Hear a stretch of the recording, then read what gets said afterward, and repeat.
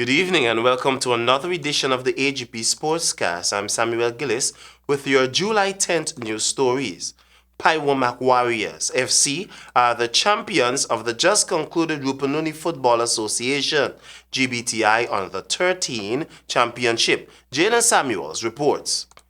Paiwomak Warriors Football Club proved too good for Tapachinga Football Club, winning 3-2 after a penalty shootout at the St. Ignatius ground in Lethem. At the end of the allotted 20-minute match and 10-minute extra time, the teams were tied 1-1 in extra time with goals from Martrim Martin for Tapachinga Football and Glensford Peterson for Paiwomak Warriors, which forced kicks from the penalty area. Final scorers for Paiwomak Warriors were Peterson, Josh Glasgow and Guy Moses, while Martin and Reyes Williams made their mark for Tapachinga Football Club. Played under the umbrellas of the Guyana Football Federation and the Guyana Bank for Trade and Industry, the tournament is aimed at unearthing hidden talent and creating opportunities early at the grassroots level. Jaden Samuels, HGP Sport. Things are eating up for the Georgetown Softball Cricket League's inaugural hosting of the 50-plus T20 Prime Ministers tournament in November. More in this report. The Everest Cricket Club is among the venues listed to be used when the Georgetown Softball Cricket League hosts its inaugural 50-plus T20 tournament. The tournament will be played on a round-robin basis, with no entrance fee required while trophies will be at stake. According to the organizers, this competition is a dress rehearsal for the Prime Minister T20 Cup, which for the first time will include matches in this category. President of the GSCL, Ian John, said that while no entrance fee is required, teams will be asked to make a deposit of 60,000 Guyana dollars as collateral for their participation in the tournament, which will be refunded after the preliminary round matches on the second day of the competition. The finals will be held on November 3rd, following the semi-finals the previous day at Everest Cricket Club, commencing with the over 50 category from 1000 hours. This will be followed by the over 45 finals from 1330 hours, while the open finals will be played on the lights from 1800 hours. For HGP Sport, I am Samuel Gillis. The golf course will be busy this weekend as the grand two-day Lusignan Open takes center stage. More in this report. This weekend's two-day experience will prime golfers for the International Standard Lusignan Open, set for July 20th and 21st.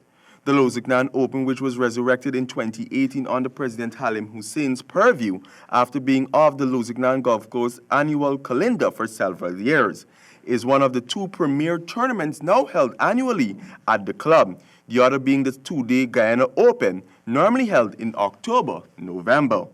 Teeing off at 12:30 p.m. on Saturday, July 13th, the Lusignan Golf Club Appreciation Day Golf Tournament will take place in honor of the sterling and noteworthy contributors which rescued the grounds after heavy drenching rains last week. And teeing off at 8 a.m. on Sunday, July 14th, the holdover of the CARICOM Day tournament, which was postponed due to inclement weather, will take place. This two-day championship is much more significant than normal tournaments. Current and previous Guyana Open champions will be passionately competing so that Avinash Prasad, Mohanlal Dinyodat, and Michael Mangar, male champions, as well as Christiana Sukram, Joanne Dio, and Chanella Webster London, female champions, are in the lineup. Also up for grabs in both tournaments are the first and second net place in each flight, in addition to the longest drive and nearest to the pin specialty prizes. For HGP Sport, I am Stanford Howard. New Zealand is through to the finals of the ongoing Cricket World Cup Series after humbling the Indians early on the reserve day, despite a Ravindra Jadeja and Mahendra Singh Dhoni fight back. The details in this Jaden Samuels report. Cricket news. After keeping the Kiwis in check, the Indians faltered in the chase after being set 240 for victory, a target that was gettable by India on any other day. Resuming early on the reserve day, New Zealand from an overnight 211 reached 239 in their remaining 3.5 overs to set up what would go down as a remarkable comeback win. Starting their chase, India lost their way before the chase actually began, losing their top three for one each, after which it was all about middle order repairs, which brought back India into the game, but tragedy struck again. Needing over 2 runs a ball in the last 2 overs, Dhoni was asked to walk after a direct hit thanks to Martin Guptill, and just after, Ravindra Jadeja could not hold back, miscuing one that was well taken by Ken Williamson, summing up victory for New Zealand. India lost their last 3 wickets for just 5 runs, which saw the Kiwis winning by 18 and being handed the opportunity to face the winner of the Australia and England affair. Bowling for New Zealand, Mark Henry 3, Trent Boult 2, and Mitchell Santana 2, while Jimmy Neesham and Longkey Ferguson shared 1 apiece. Jadon Samuels, each GP Sport. The final 4 matches is set for both the women and men's semi-finals of this year's Wimbledon, which will be wrapped up this weekend. More in this report.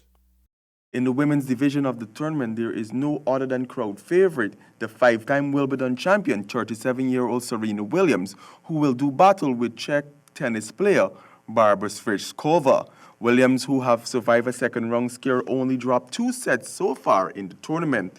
Williams clearly has a solid chance at this Wimbledon game to match Margaret Court's record of 24 Grand Slam titles, if she can get over the last 2 games of the tournament.